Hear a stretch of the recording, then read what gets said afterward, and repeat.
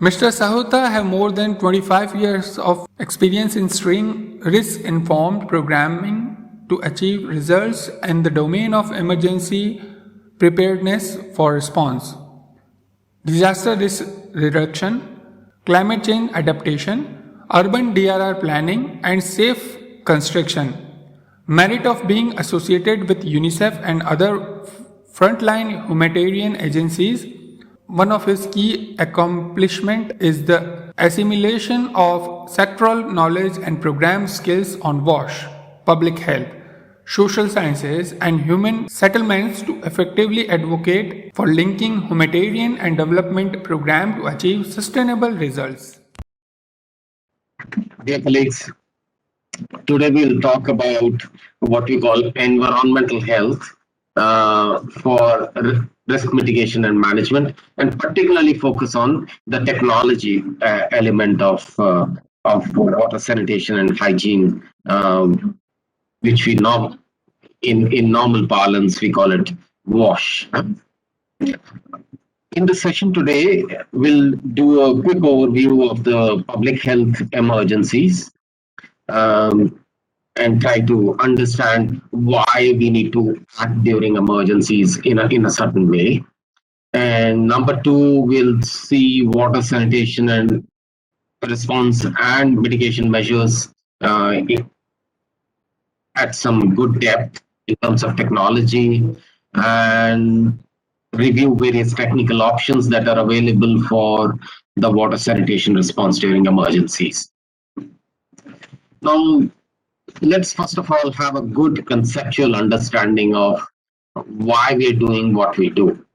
So if you look at this whole graph where I've sort of put various phases of response on a timeline, on a graph.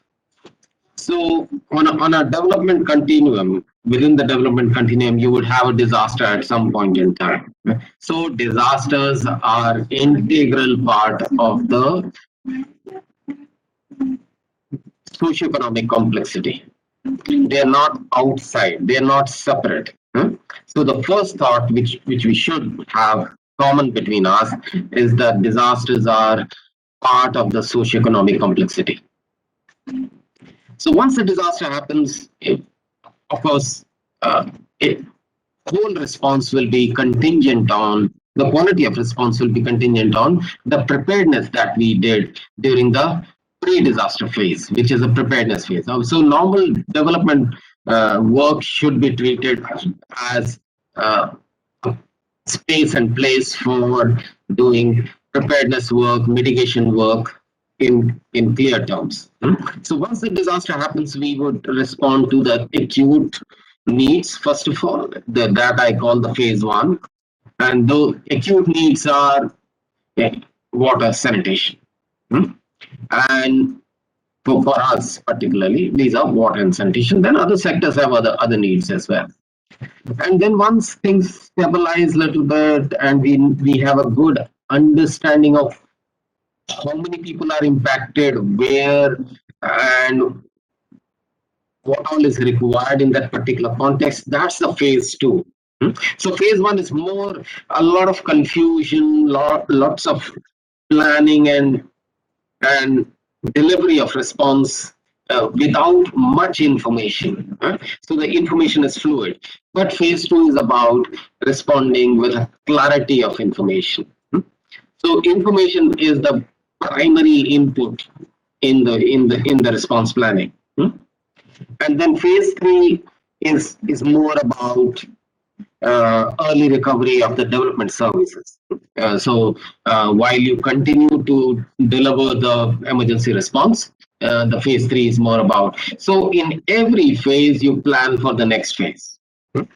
And recovery, early recovery becomes a very important priority, early recovery of the development services. More than often, recovery is not treated as an integral part of disaster risk management services, but I would highly recommend that we should do so. So, in summary, we should be cognizant of the continuum of disasters development continuum. We should be building up the response as a ladder. That from phase 1 to phase 2 to phase 3. The ladder idea is a very, very integral part of WASH response. I'll come to that a little later. And always remember that you are doing emergency programming in a resource poor situation. The resources will be always less than what is required. So within that context, you have to plan, program, and deliver, and ultimately monitor and track the results. So in the WASH sector, WASH is actually a cross-cutting sector. The performance of many other sectors are dependent on the performance of WASH. For example, if clean drinking water is not available, then a lot of people will land up in the hospitals or health clinics with diarrheal or any other kinds of waterborne diseases. And if WASH is not working adequately on vector control, then in due course, a lot of people might land up in the health facilities with malaria and dengue and other kinds of vector-borne diseases. So WASH is foundational to many sectors. And within WASH, there are 3 key elements: water supply, sanitation, hygiene. And everything comes together more or less at the settlement level. So shelter and settlement becomes your canvas on which you draw all this and deliver. So multi-sectoral outcomes of all these sectors, health, education, protection, etc., are dependent on the performance of the WASH sector. WASH has clear linkages with outcomes of all these sectors that I've already spoken about. Now, this is from camp in, these are some of the pictures from camps in post-earthquake, 2005 earthquake in Zafrabad in Pakistan.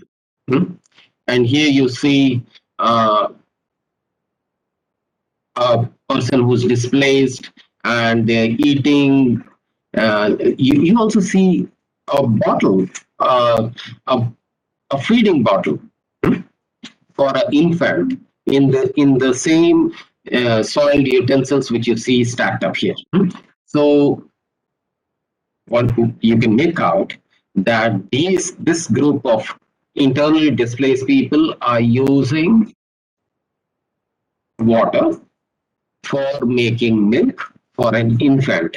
Infants who are already vulnerable to so many childhood illnesses, etc.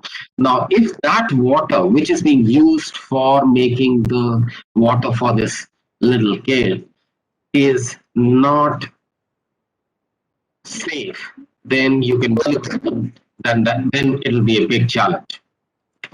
This is the other side of the safe water supply. Whole lot of environmental damage due to plastics. So you can see that we as a sector, WASH as a sector, has its own internal risks as well to manage. So when it comes to WASH programming during emergencies, we got to be delivering integrated approach. So disaster risk management should be part of your design, your planning, and implementation of response. First thing. Second, you are responsible for reducing the vulnerability of different age groups, right? From the neonatals, the under 5 children, the adolescent, and then the elderly, and so on and so forth. So look at, it's very important that you as a responder look at the whole population group and look for the vulnerabilities along gender, along age, ethnicity, etc.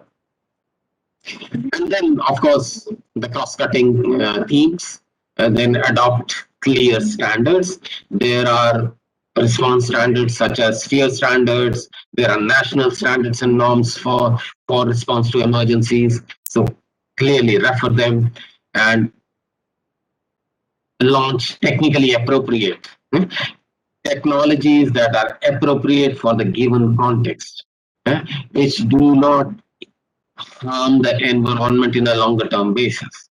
So long term sustainability should not be compromised while delivering your short term response.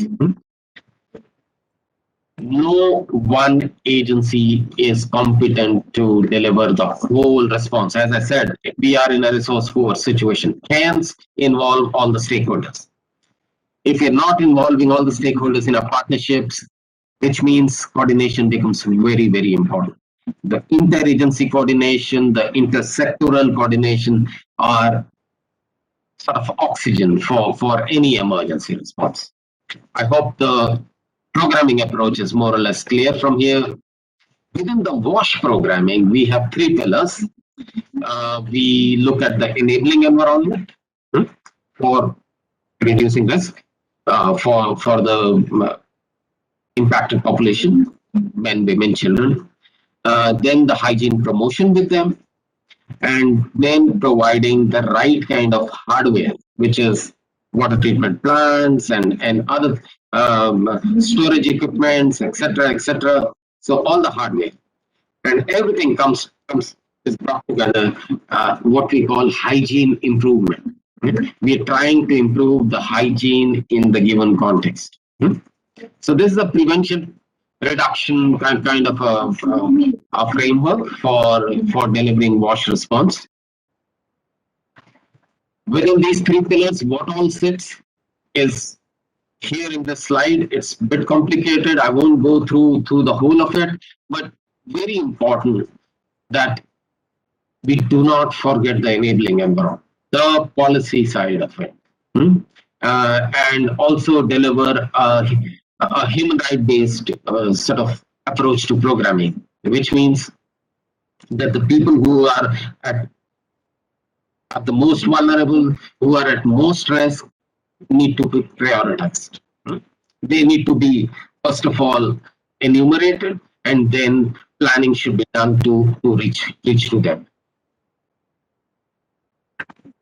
Emergency, WASH emergency work around the whole gamut of it. The solidifying element is hygiene promotion, which is a software element of this response.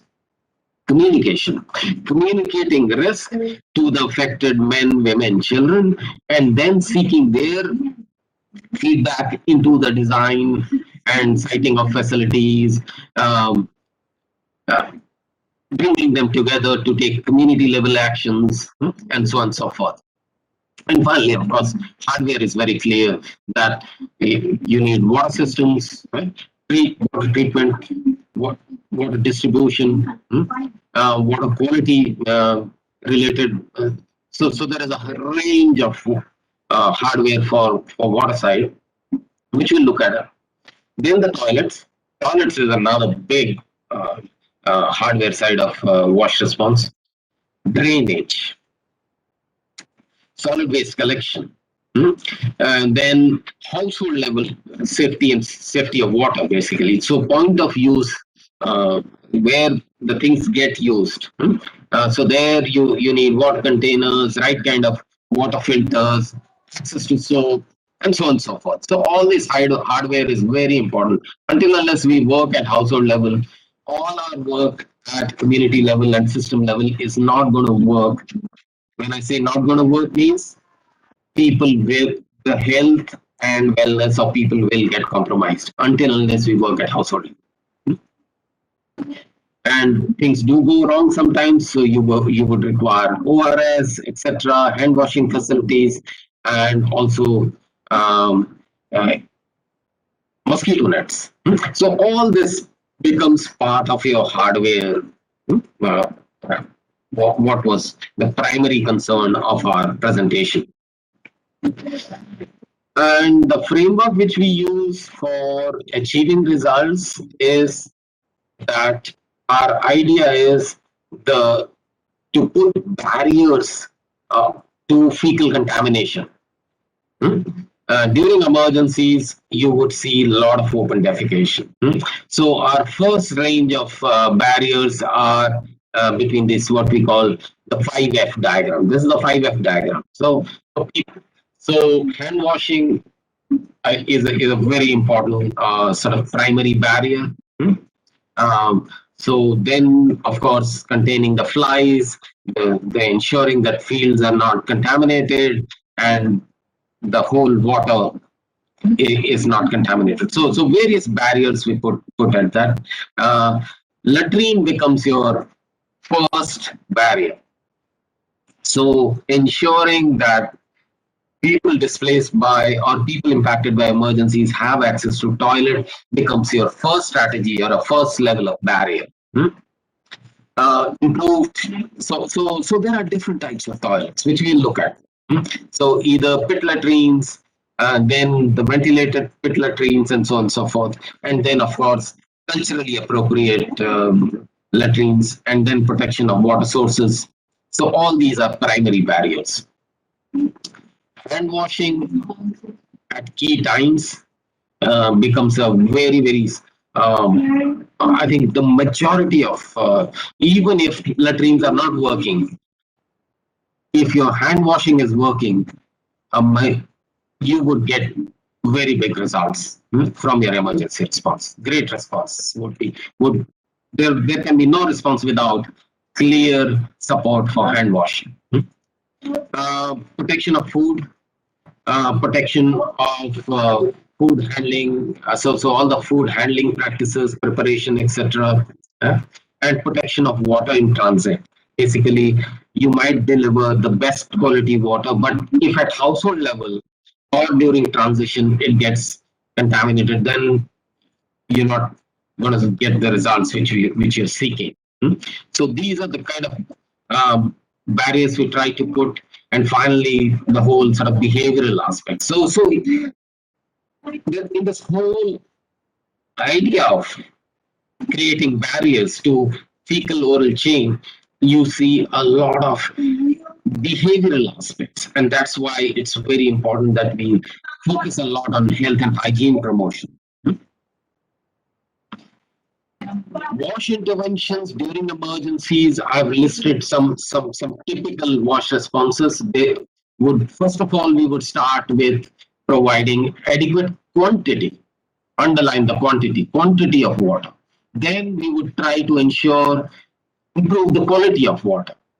So on day one, you cannot really be about quality, but more about quantity.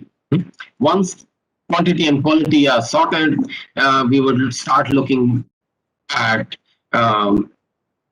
excreta disposal, the whole sort of excreta disposal management system. So it's not only about the toilet, but also the whole disposal system. Solid waste management, wastewater drainage, vector control, and all the above require communication. So all these responses, right from water to sanitation to vector control, etc., everything will be enabled by the associated communication and behavior change communication. So which requires community engagement and so on and so forth. So in sanitation, we would look at 4 things: excreta disposal, vector control, drainage, solid waste management. And as I said earlier, our key approach to water supply during emergencies would be a ladder. A ladder means improving systematically with time. So first of all, we would start with water tankers and distribution of water. Then we would start focusing more on chlorination and ready to use sort of kits for water treatment. Then distribution of household water filters, and finally you move towards the revival, the recovery side of situations. and the longer term sustainability. Now, when you look at the various options that are available for water supply, the first thought, which I suggest you note down, is that we rely on a lot of kits, KITS, kits. So why do we assemble kits in the preparedness phase? So that we can deploy these kits very quickly during emergencies. So I'm going to present to you various kits now. So this is a sort of an example of an all-in-one kit, which has capacity of 1,000 liters per hour to 4,000 liters, or maybe a larger, or maybe smaller as well. But the most important thing is that it should have a clear sort of click fit kind of components. So the one which you see here in the picture is of based on the ultrafiltration technology, which has a number of other technologies to back it up for roughing filters and so on and so forth. So this would come with a power need. So you can't install such a equipment without power. And during emergencies, power failure is common. Hence, it would come with a petrol operated pump. So during floods, it becomes quite easy. That you have flood water around all around. So you just need this kit. Put the suction pipe in somewhere with a footwall and draw the water and deliver the filter. Delivery is another kit. So what you see on the bottom here, you would have a treatment distribution system, which is a tap stand, which has 6 different taps on both three on each side. So that small but very important part of distribution is either a bladder tank for storing the treated water linked to a stand. So that's the sort of all-in-one kit. Smaller kits are available. There are many other contraptions which we use. For example, in certain situations such as this example is from North Bihar, where water table is very high, and you have lots of these shallow hand pumps. Now, this particular contraption which you see on the right hand side is that we made a mother solution of chlorine in a jerry can, which we procured locally. Then we procured one IV fluid dispensing system from a health from a medical store, and then drilled a hole into the hand pump and use the non-return valve of the IV fluid pipe. And that's it. Without much investment, we could ensure that chlorinated water was delivered from this hand pump. Simple. Might not have costed more than 150 rupees, and it became automatic. So we just had to talk to the people that don't consume the water before the chlorine has acted on the bacteria. So how much time is required? 30 minutes. So all the time we were talking to women who were collecting water here, that the water you have collected, take it home, cover it, leave it for half an hour, then use it. So you can now start seeing how communication is so important to getting the final results. On the left hand side, you see a small example of a hand operated ultrafiltration kit. So I hope the little pump on the right hand side in the picture is clear. It has a handle. So you create pressure through hand operations, not through a fuel operated pump. So simple. Then we mount a lot of these treatment units, water treatment units on skips, on pillars, and so on and so forth. Uh, this one is from the Red Cross background, uh, and these work on a similar basis.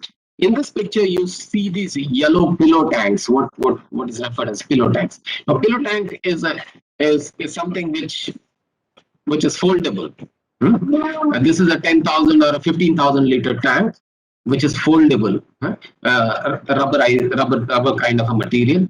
And so these kits really fit into small boxes. Here you in the bottom picture, bottom left hand side picture, you see a wooden box in the background. This whole kit came in that box. So the kits are packed in a box, taken to the field, assembled, and then off you go. In this case, you see a number of tap stands connected to the pillow tanks. So that's how we try to deliver water to large number of people in a camp setting or a displacement setting. Rarely we have this situation that we might have a lot of salinity. Then we would, of course, rely on reverse osmosis. But in 90% of cases, we have seen that we don't require reverse osmosis. Ultrafiltration is more than enough to handle the water safety needs. Membrane filters are the backbone. So ultrafiltration or membranes are the best. This whole sort of tube which you see is a ultrafiltration, or smaller three things in the Nomad kit which you see. So filtration is as a technology is very much available in India, and such kits are available as well in India. Here you see a field level operation. Earlier I was showing you just some theory, but here you see the field level operations of the same. In the foreground, the yellow thing is the pillow tank. Then there are other tanks down the line. We have also used some of the existing tanks which were there in the village, and of course then you see a small stack of the white color tubes in the between the yellow and the black tanks. That's the ultrafiltration unit. So very simple. This facility, which you see here, is a bulk facility where water will be treated in bulk and then tankered to the nearby villages. So tankering will be another sort of part of this element. This is from Sri Lanka, where I was also working at the post tsunami. Here you see these ultrafiltration tubes. We just assembled them very quickly next to a pond, and we were supplying water very quickly. Mobile treatment units, sometimes they fitted on a, this is another field operations view of, this is from North Bihar during the 2008 Kosi floods. Again, I was involved in some of them, and we using similar methods. We found the water there. We had the water treatment plant fitted on a local truck, and then of course a whole lot of distribution and other things were fixed, and very quickly we were off the ground. So how does water get used? How do we collect water? How do we store water? That's the final destination. I think producing clean drinking water is easy. ensuring the safety, security of water at household level is a bigger frontier and and the more difficult part of our work. This is most probably from somewhere in Southeast Asia. Now, some more technical things for you to consider. On the left-hand side top, you see 90,000 liter tanks, which are bulk storage tanks. So sometimes outside a city, for example, during the Kutch earthquake, outside Bachao, outside Bhuj, I was involved in there. We established large-scale water supply systems for the whole town. So where you require number of such big uh, water tanks to be erected within few hours. So this 90,000 liter tank would take not more than 2 to 3 hours to get assembled like this. Constructing a 90,000 liter tank in a concrete would take weeks. But this one comes as a kit and which has a rubber lining as well inside, and everything is covered. Wonderful kit. It's called T11 T95. So T11 is the 11,000 liter tank with a similar technology. T95 is so different types. On the right hand side top, you see the onion tanks. They also called onion bladder tanks. So onion tanks are mostly used for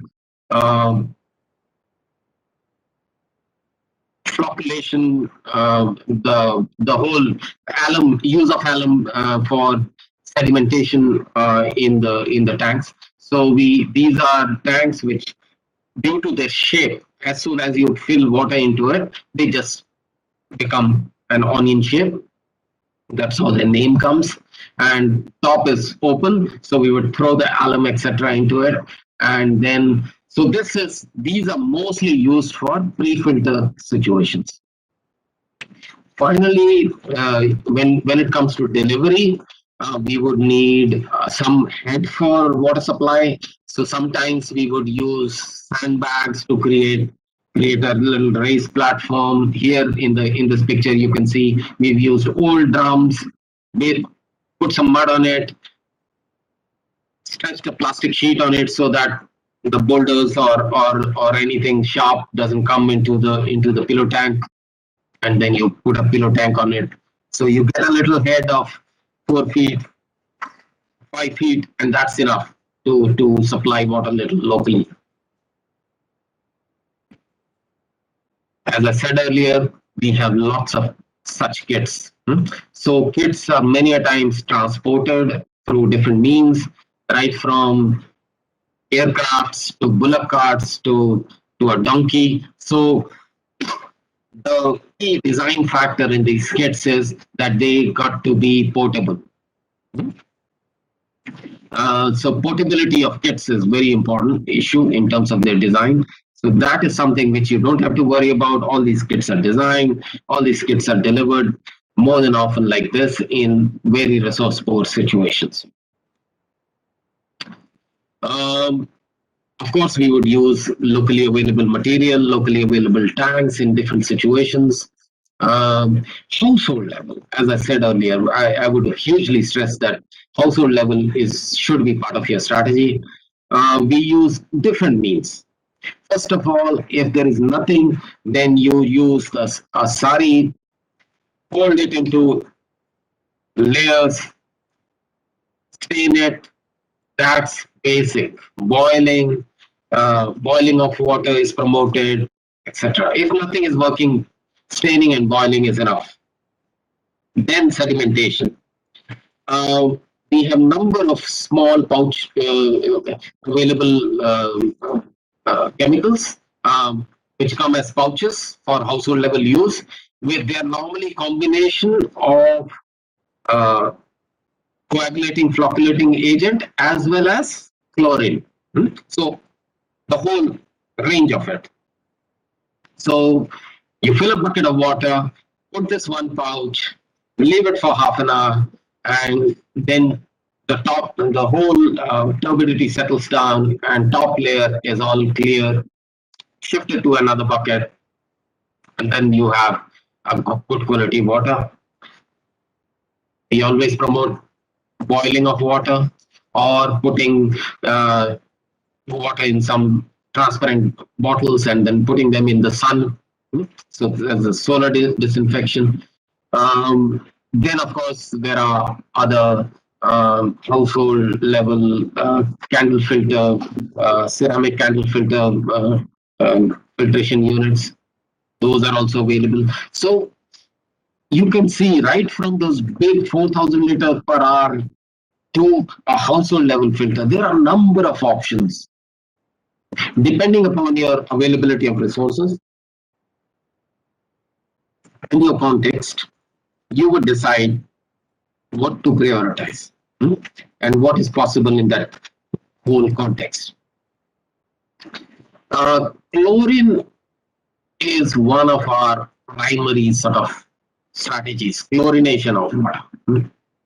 So before chlorination works, the turbidity has to be reduced, and we have number of ways of, right from NADCC tablets to what we call halogen tablets, and then there are a range of products in the market to access chlorine.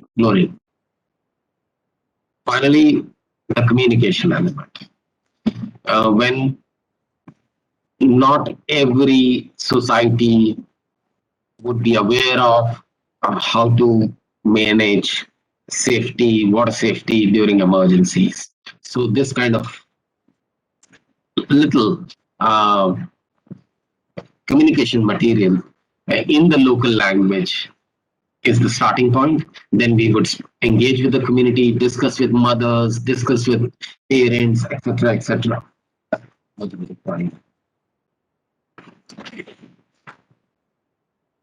This pouch of this is a picture of a pouch which comes from, I think, Procter and Gamble. One sachet of coagulant, flocculant, and disinfectant chlorine, which is NADCC, clarifies one bucket of water. So even these small things are used during emergencies. There's another very local development in Bangladesh, what we call chuli filter, where aluminum pipe is used and it's embedded into the hearth and the chula. So that's why the chuli filter. So a small tank is uplifted, or a plastic tank where you put the water, and whenever you're cooking, your water gets boiled through this pipe.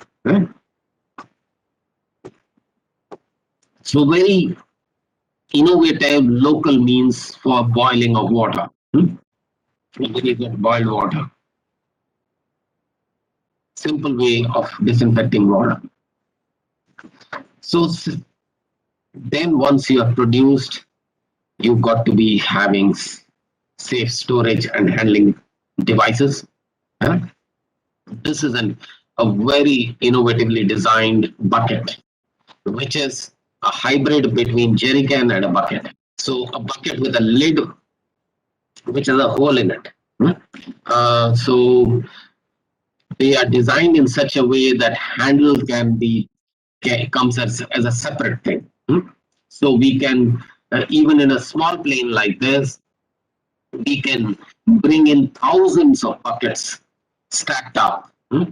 Instead of jerry can is actually a very safe storage device, but jerry cans require a lot of space. So this bucket, which we call Oxfam bucket, it has a tap as well. So tap comes inside the bucket as separately. So the once the things are delivered, we would quickly fit the tap, quickly fit the handle, which will take not more than 10 minutes, and a bucket is ready. Other kinds of storage units look like this. This is a collapsible idea. The first of all, let me focus on the Oxfam bucket. So you can see that on the lid there is a smaller lid which has a small openable sort of spot. So you can really ensure safety of water during collection to transportation to storage at home. Very safe. Then the middle one is a collapsible jerry can. And on the left hand side is a typical jerry can. So so you can see how the jerry can has been transformed, and then how jerry can and bucket have been combined to make a Oxfam bucket. So little small innovations, but very important during emergencies. On the top, you see another filter, which is a storage filter. So you have a ultrafiltration cartridge built into this, and so it's a storage filter. Next big thing, once you have sorted out water, is excreta disposal. Again, that works like a ladder. You first of all clean up the area where you are. Once you land there, you will find a lot of open defecation. You get it clean. Then you get involved with controlling the open defecation. So you build an open defecation field. Then you build trench latrines. Then maybe pit latrines, and then finally the socially appropriate latrines. And finally, so from a shared latrines to a family latrines. So we'll go through this ladder. Again, you see another ladder here. This is a typical drawing of an open defecation field. So what does this mean? That whenever we land in an emergency area, particularly post-earthquake or in large camp settings, we would find a lot of open defecation. So we would talk to the communities and identify open defecation field, one for men, one for women. Put a fencing around it with a plastic sheeting so that there is privacy there, and lots of trenches are dug systematically so that people just shit into the trench, and you establish a hand washing facility outside the open defecation field, and that's it. This simple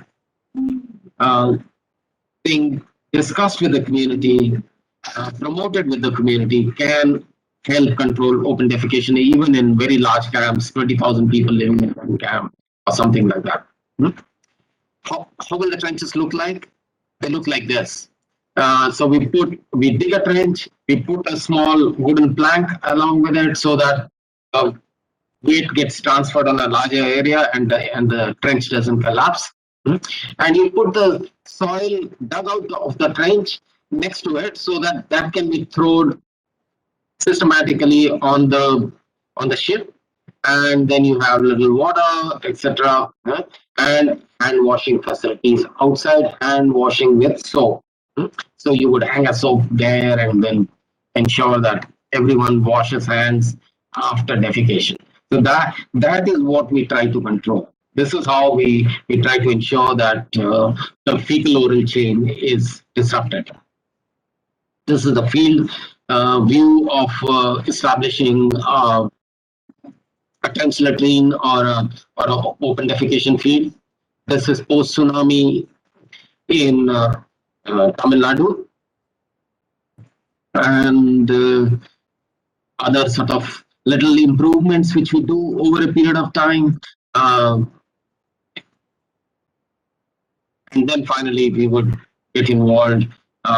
So over a trench, you would establish a pit latrine. So again, a trench dug and a superstructure. For that, we use this. For pit latrines, this also comes as a kit. So all these sanitation slabs, this is called sanitation slab. So sanitation slab is a plastic slab. This is manufactured in Pune, and we would transport them in stacked up And then in the field, in the emergency situation, we would construct these very simple latrines with 4 poles, little plastic sheeting around it, and that becomes your toilet. And and this slab is put on a trench. So you dig a trench, put the slab, put the superstructure, off you go. So pit latrines are in the field would look like this: male, female, gender desegregation is very important. So you see plastic sheeting being used a lot in this whole emergency response. So plastic sheeting is definitely, you should invest little time in understanding plastic sheeting. There are a number of good quality plastic sheets, 180 GSM to 240 GSM. Those are considered little good. The one which you see in the picture is one designed and specifications finalized by a UN agency called UNHCR, which is the agency for refugees. If you find this kind of a plastic sheeting with a blue band in it, go for it. This is one of the good quality 240 GSM plastic sheeting with a lot of good quality control in manufacturing and distribution.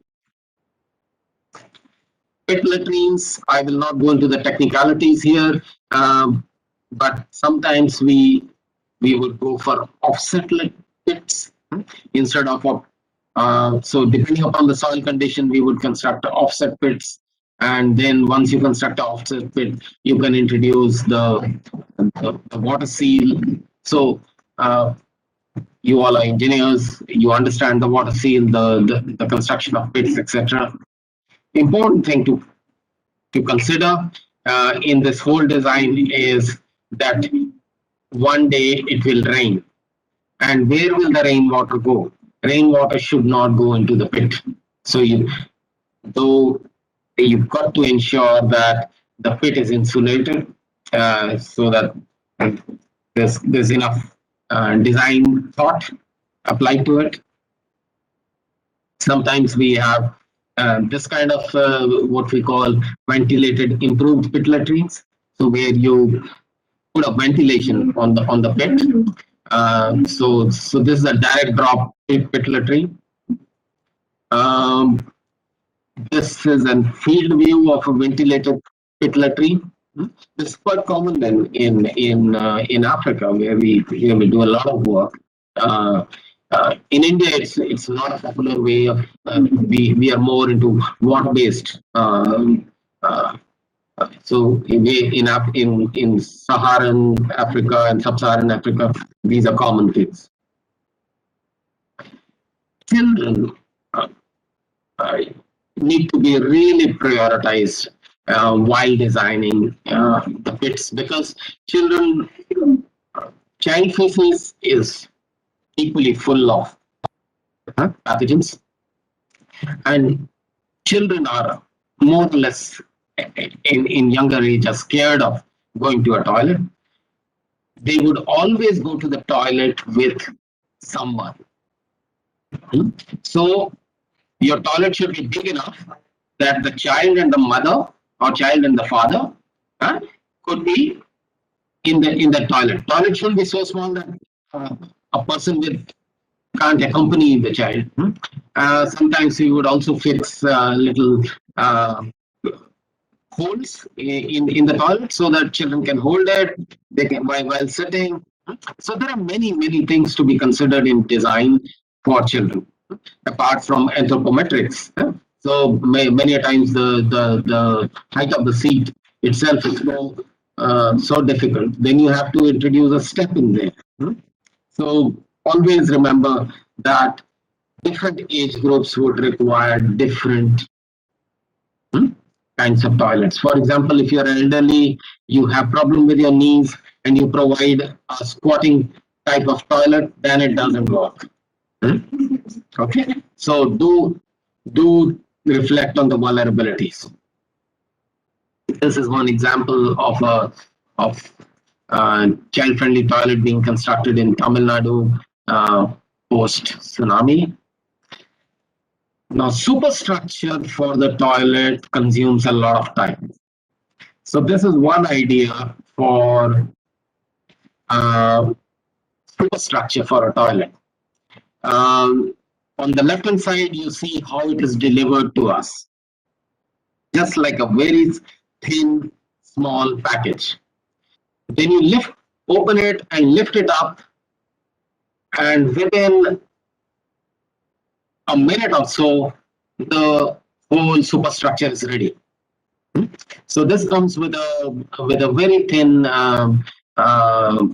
MS kind of a structure, but innovatively designed by a company in India. And then we plant it over the sanitation slab, which I showed you earlier, which is that blue color sanitation slab, which is manufactured by KK Nagan Company in Pune. This superstructure is manufactured by a women-led company called Innovations Unlimited in Delhi. So different things can be brought together like this. And as I said earlier, our final destination is behavior change. So until unless we engage with the communities, we won't be able to promote use of toilet or promote use of chlorine for disinfection of water or any other sort of things which you bring in might not be used the way you may like them to be used. You as an expert understand it, but many a times people may not understand that priority. Then hence communication becomes your cement in the whole thing. Hygiene promotion in this particular study from one of the camps in 2008 in, I think it was Ethiopia, very clearly shows that hand washing with soap has the biggest impact in terms of containing the public health risk. Water supply has around 23%, sanitation has 36%, quality water has higher level of impact, which is 39%, hygiene has 42%, and hand washing has 44%. So if nothing is working, ensure that hand washing with soap is working. Of course, we require everything else as well. But on a day one, when things have collapsed, people don't have access to their protective environment, the housing, the everything. Hand washing with soap can be life-saving. So please focus on the life-saving aspect of hand washing with soap. Hygiene promotion is a whole specialized area. Engineers, technical people like me are not the best people to understand the whole gamut of why people learn the way they learn. So please rely on specialist communication people. We call them communication for development experts. Let them design and support you in implementing the WASH programs. And then, of course, we should be monitoring, because monitoring provides us the data for where things are not working. And then, based on that information, the health and hygiene promoters would focus their messaging, their behavior change communication, community engagement, and so on and so forth. Quickly going through the hygiene promotion. So you would have three levels: individual, household level, group, the community level, and then the mass. So these three channels are available to you for communication. One is interpersonal communication at individual level, group meetings, group discussions at group level, and then the television, the mass read, etc., pictures, cinema, videos. Those are videos are actually the group methods. So all these communication lines are available to you. But best in India, particularly, the interpersonal communication works the best. What I call IPC. This is now I'm introducing the resources to you. Wash Visual Library. Just text that. There's a link on the top there. The whole health and hygiene promotion reusable material is available here. You can adapt it to your situation, but Wash Visual Library, this is there. I didn't talk about information management, but I think without before completing this thing, in the first slide, I did talk about information because the whole emergency response is fueled by information. Until unless you have a robust information management system, you will not be able to do the correct response at the right time. So information management supports coordination, supports effective response, and timely response. So do focus a lot on information management, and information which is shared between different sectors always becomes better than one which is only used by a single sector. For example, if you have a disease surveillance information coming out of disease surveillance, then disease surveillance is controlled by the health information systems. But if that is accessible to the WASH team, then you would know where you have more diarrheal cases, where there are more malaria cases, then you can focus your response to that. Similarly, water quality surveillance would be controlled by the WASH guys. But if that information is available to the health team, then they would know where to focus more, where water quality is not good or water handling practices are not good. So then they would know where to focus more in terms of the disease surveillance and the health response. So this is a very simple example of how information management becomes your cornerstone for building and running the right kind of emergency response. Some more resources. This one is called Core Commitment for Children in Humanitarian Action. So this is a standards document. What needs to be done at what level in terms of commitments and benchmarks is clarified here in this document. You can download it from this link. A lot of technical guidance is available for WASH in emergencies. So I've just put another link to the technical resources here. BEDEC is the super authority on technical solutions for emergency response, WASH emergency response. That's based at Loughborough University in UK. From here, you can download this range of technical notes. So I've given the links here. So use this.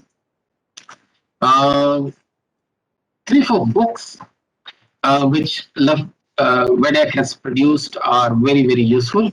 You can see I put this picture here. Some of these books are very, very useful for if you are a serious WASH practitioner. Do refer them. One of the most important books out of these is the one which is produced by Radar and Practical Action. What we now call Practical Action is now called ITDG. It's called Engineering in Emergencies. Again, you can buy this. Look on different platforms. I put a link here. So these are the kind of resources which are available for WASH response in emergencies. These are the kind of technologies. I'll stop here and thank you very much to all of you for providing me this opportunity to talk to you